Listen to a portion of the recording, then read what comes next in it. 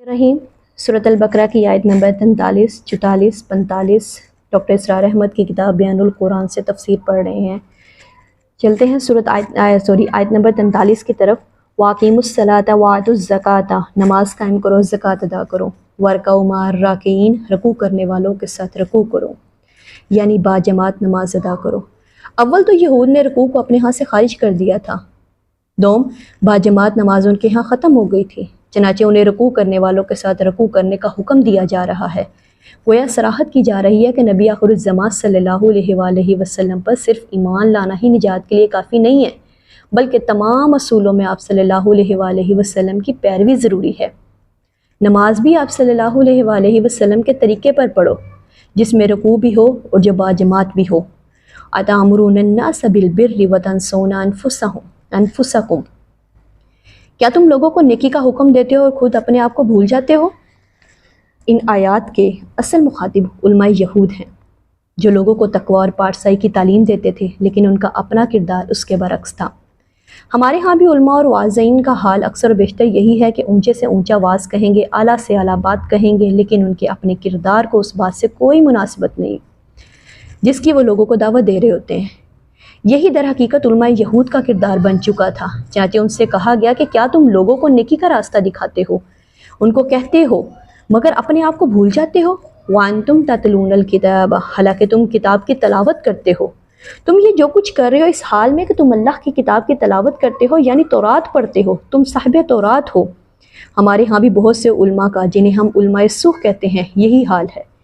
اقبال کہتا ہے، خود بدلتے نہیں قرآن کو بدل دیتے ہیں، ہوئے کس درجہ فقیہان حرم بے توفیق۔ قرآن حکیم کے ترجمے میں، اس کے مفہوم میں، اس کی تفسیر میں بڑی بڑی تحریفیں موجود ہیں۔ الحمدللہ کہ اس کا متن بچا ہوا ہے، اس لیے کہ اس کی حفاظت کا ذمہ خود اللہ تعالیٰ نے لیا ہے۔ افلا تعقلون، کیا تم عقل سے کام نہیں لیتے؟ واستعینوا بالصبر والصلاۃ، اور مدد حاصل کرو نماز سے اور صبر سے۔ یہاں پر صبر کا لفظ بہت بامانی ہے۔ علماء سوء کیوں وجود میں آتے ہیں؟ جب وہ صبر اور قناعت کا دامن ہاتھ سے چھوڑ دیتے ہیں تو حب مال ان کے دل میں گھر کر لیتی ہے اور وہ دنیا کے کتے بن جاتے ہیں۔ پھر وہ دین کو بدنام کرنے والے ہوتے ہیں، بظاہر دینی مراسم کے پابند ہوتے ہیں، لیکن دراصل ان کے پردے میں دنیا داری کا معاملہ ہوتا ہے۔ چنانچہ انہیں صبر کی تاکید کی جا رہی ہے۔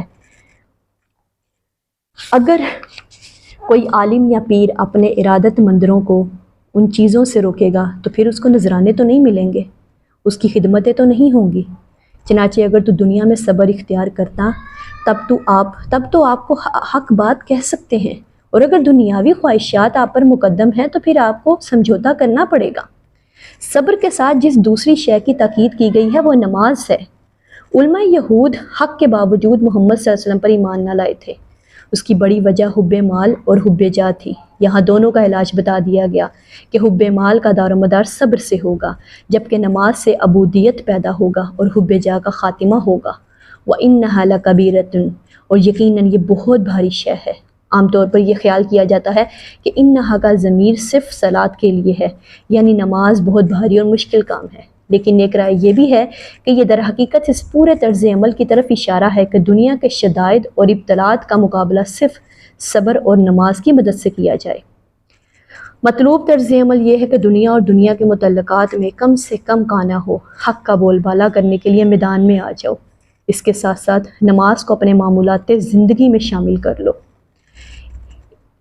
الا علی الخاشعین، مگر ان عاجزی کرنے والوں پر بھاری نہیں ہے، ان خشوع کا رکھنے والوں پر، ان ڈرنے والوں پر یہ روش بھاری نہیں ہے جن کے دل اللہ کے آگے جھکتے ہیں۔